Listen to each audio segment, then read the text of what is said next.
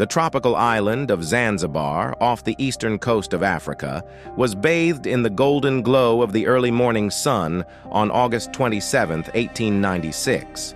Its bustling port city, Stone Town, was a tapestry of narrow streets, vibrant markets, and grandiose palaces, reflecting centuries of Swahili, Arab, and European influence.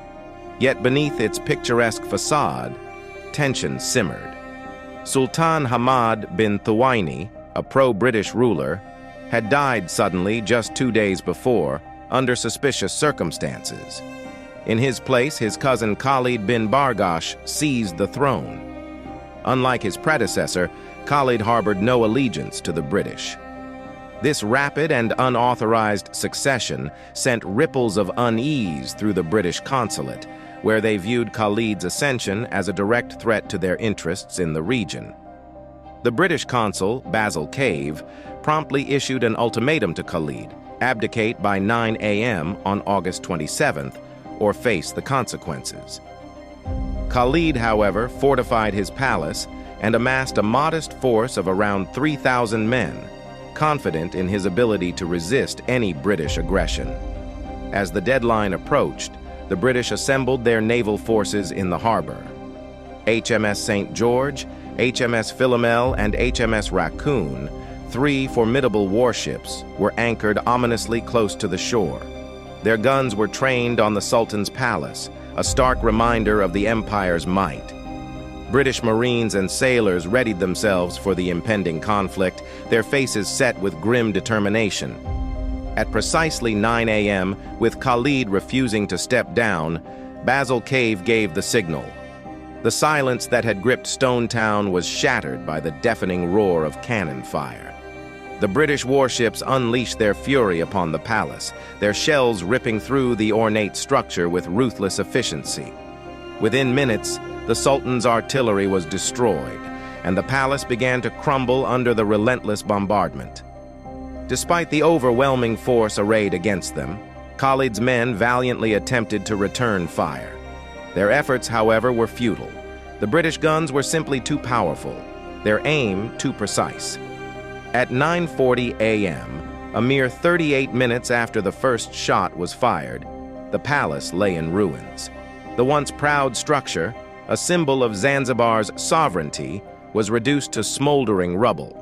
Casualties among Khalid's forces were heavy, with over 500 men killed or wounded. In stark contrast, the British suffered only a single casualty.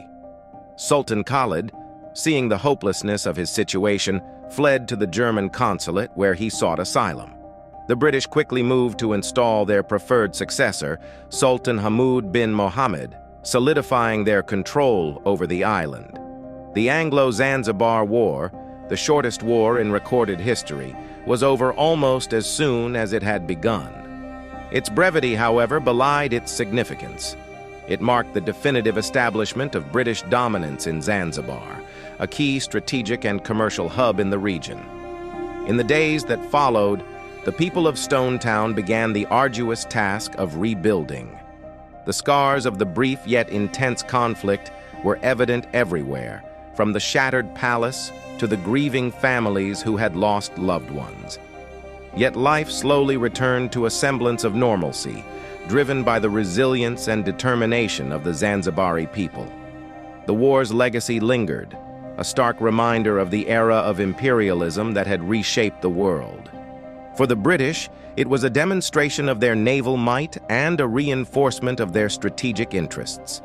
For the people of Zanzibar, it was a poignant chapter in their rich and tumultuous history, a testament to their enduring spirit in the face of overwhelming odds.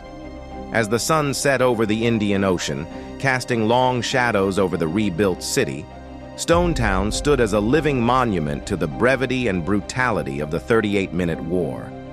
It was a story passed down through generations, a tale of defiance, destruction, and resilience that would forever be etched in the annals of history.